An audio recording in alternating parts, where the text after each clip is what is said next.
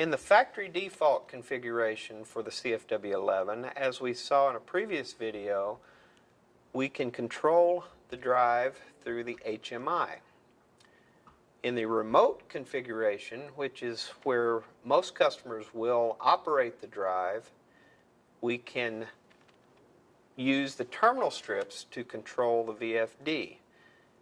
Default, the VFD looks for a closed contact for start-stop and a 0 to 10 volt speed signal.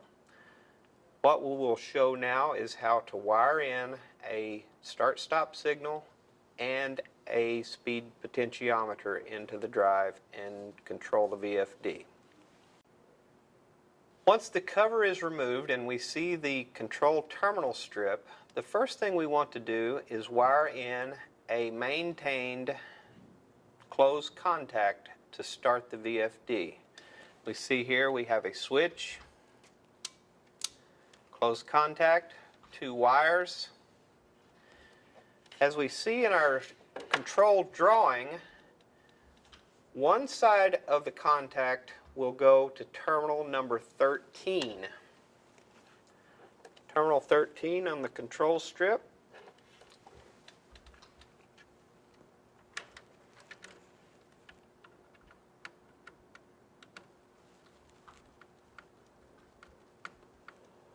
The other side of the switch will wire to terminal 15. That's default for start, stop.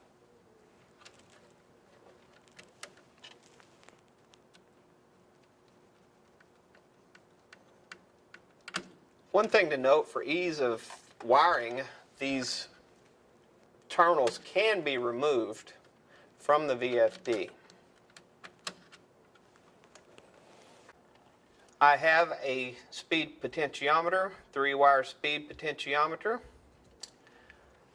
We need to wire into terminals 1, 2, and 3 on the control terminal strip. We also, with the WEG CFW11, we do need to also put a jumper between terminals 3 and 4, so the negative side of the voltage will be associated with the negative side of the speed potentiometer. So what we will do is wire the high side of the potentiometer into terminal 1.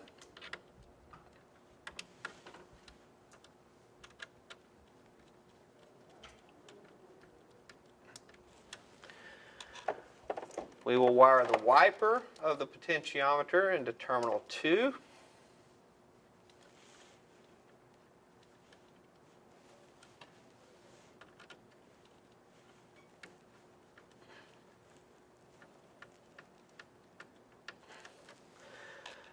And wire the low side of the potentiometer into terminal 3.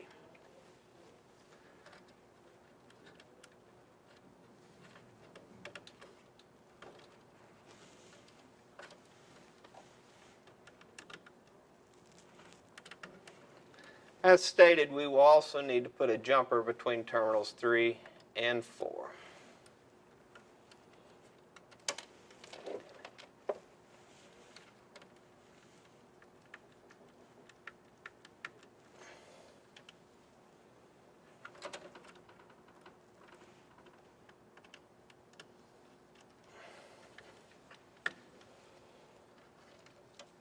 So now we do have our controls wired in, we can button up the VFD.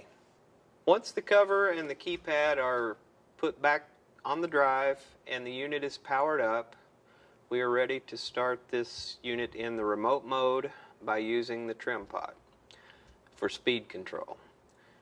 As you see, when we power up the unit, we are still in the local mode, which operates from the keypad. Start stop button from the keypad. We press the local remote button to switch to remote. At that point, in the default configuration, the drive is looking for the control terminal strip to control the speed and the start and stop of the VFD. So wired into terminals 13 and 15, we close the contact between 13 and 15 by closing the start switch, the drive will start running. It will run at the speed set by the speed pot or the minimum speed, which is what we're running at presently. To speed up the drive, we adjust the speed pot, and as we see, we are controlling the speed of the drive by turning the speed pot up and down.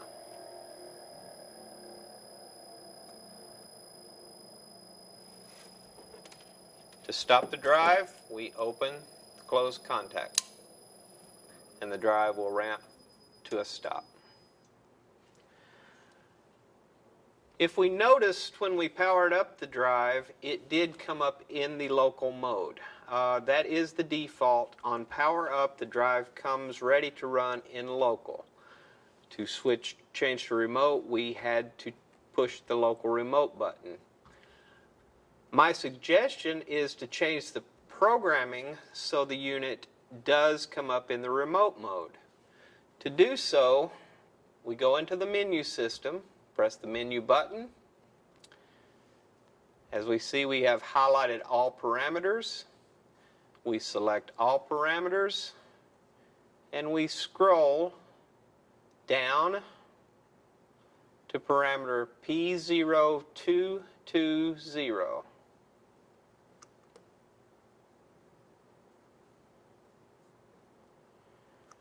This is the local remote selection source.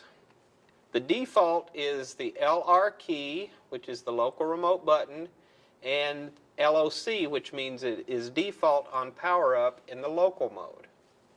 Let's change that by pressing select. Let's change that by changing that to a value of 3, which says LR key REM, which means that we are coming up in the remote mode. This is the normal configuration. Most customers are going to control the VFD through a remote type of control, and if we lose power for whatever reason, we do want it to come back up in the remote mode if that's the way we are controlling. Okay, and now we power up the drive.